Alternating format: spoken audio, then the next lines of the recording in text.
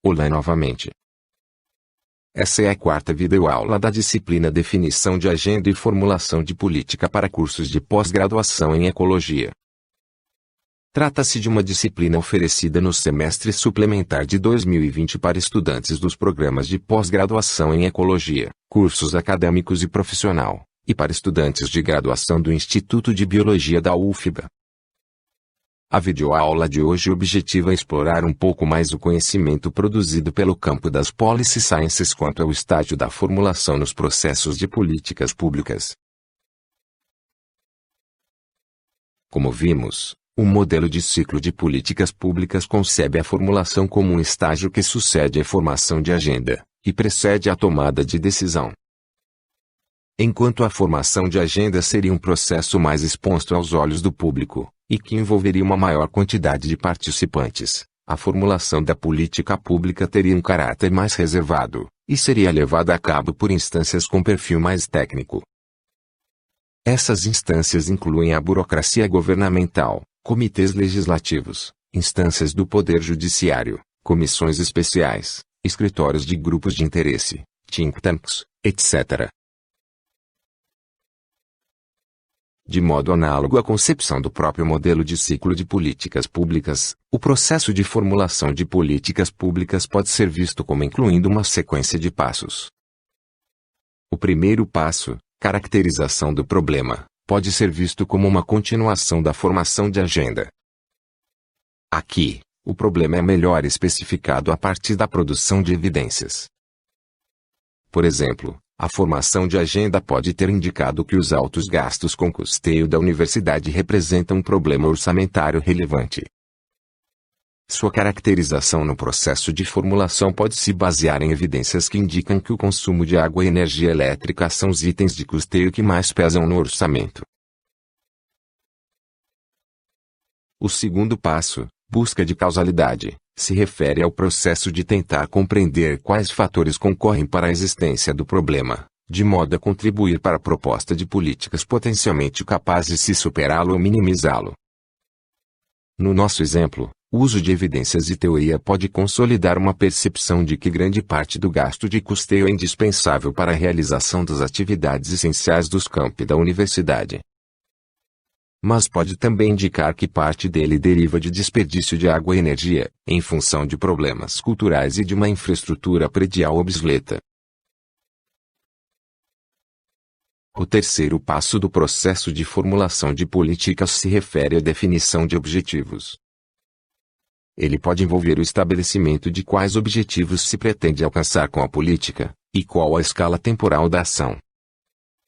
No nosso exemplo, a política poderia estabelecer, como objetivo, atingir uma queda de 25% nos gastos com consumo de água e energia da universidade, no prazo de 12 meses. Como pode haver mais de uma estratégia para se chegar ao mesmo objetivo, o quarto passo do processo de formulação se refere à avaliação das potenciais políticas.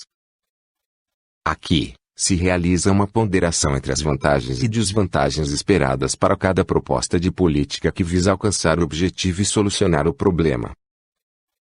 É nesse passo que se utiliza a grande parte das ferramentas de formulação de políticas públicas. No nosso exemplo, podem ser avaliadas várias propostas de política. Por exemplo, uma política que leve à alteração do comportamento de consumo de água e energia pelos usuários dos campi. Adicionalmente, uma outra política que vise a realização de reformas prediais para sanar vazamentos de água e garantir um consumo mais racional de energia.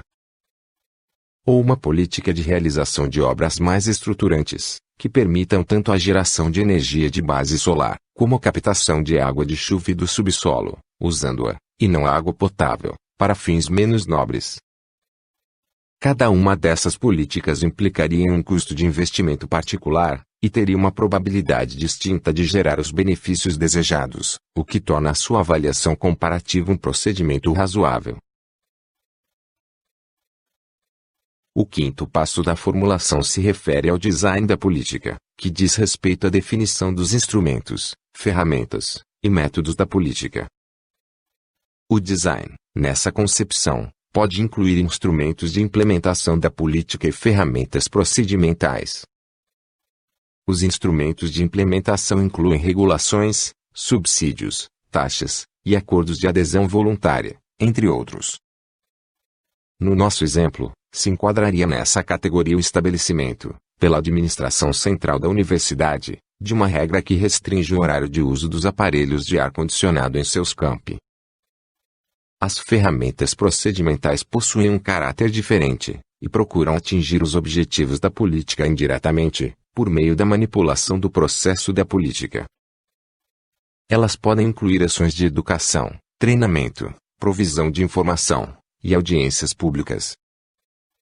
No nosso exemplo, a publicização, na internet, dos dados diários de consumo de água de cada unidade universitária de seus campi, se enquadraria nessa categoria. Diferentes instrumentos e ferramentas podem ser adotados em uma mesma política. Em alguns casos, eles podem atuar de forma complementar, potencializando os resultados esperados pela política. Em outros, a adoção conjunta pode gerar efeitos contraprodutivos. Um exemplo é a adoção de instrumentos de regulação do tipo comando e controle em conjunto com instrumentos baseados na adesão voluntária. Todos os passos acima influenciam qual política será adotada. Além disso, políticas sempre geram ganhadores e perdedores. Assim, todos os passos estão sujeitos a processo de disputa e conflito. Embora a minimização dos conflitos possa ser buscada com o uso de ferramentas desenvolvidas com esse propósito, processos de consulta usualmente criam custos de transação, que podem postergar a adoção da política. A sequência de 5 passos da formulação de políticas públicas sugere que este seria um processo completamente irracional. Isso, na verdade, não ocorre. Por um lado, esses conflitos e disputas presentes ao longo de todo o processo, indicam que ele é foco de barganha entre uma diversidade de atores com diferentes recursos de poder, organizados em redes de políticas públicas, com participantes internos e externos ao círculo de tomada de decisão. Além disso, o homem é caracterizado por uma racionalidade limitada. Isso quer dizer que ele possui limites de atenção, de cognição e de informação. Desse modo, cada um dos passos não representa uma ação ótima, mas aquela possível, em função desses limites. Se esses fatos, por um lado, afastam mais uma vez o processo real de políticas públicas do ideal de racionalidade, por outro lado, eles estabelecem um foco de investigação para as policy sciences. Ao entender o contexto em que se desenvolve a formulação da política, e ao revelar esses limites à racionalidade, a disciplina pode contribuir para ampliar a busca por soluções alternativas, e melhorar o resultado da política. A literatura atual tem se referido ao conceito de design, tanto para a administração pública, como para as políticas públicas. O termo design, aqui, se refere a como os problemas são diagnosticados, e a como se planejam modos para amenizá-los ou superá-los. Nessa acepção, o design, em políticas públicas, inclui os 5 passos anteriormente citados. A literatura reconhece 3 abordagens ao design de políticas públicas. A mais tradicional e influente é a abordagem de design como otimização. Sua lógica é a da tradução do conhecimento na melhor solução possível. Ela se baseia em expertise, objetividade e racionalidade. Assim, os processos de formulação que assumem esse design são conduzidos essencialmente por experts, podendo ou não incluir atividades de consulta a stakeholders.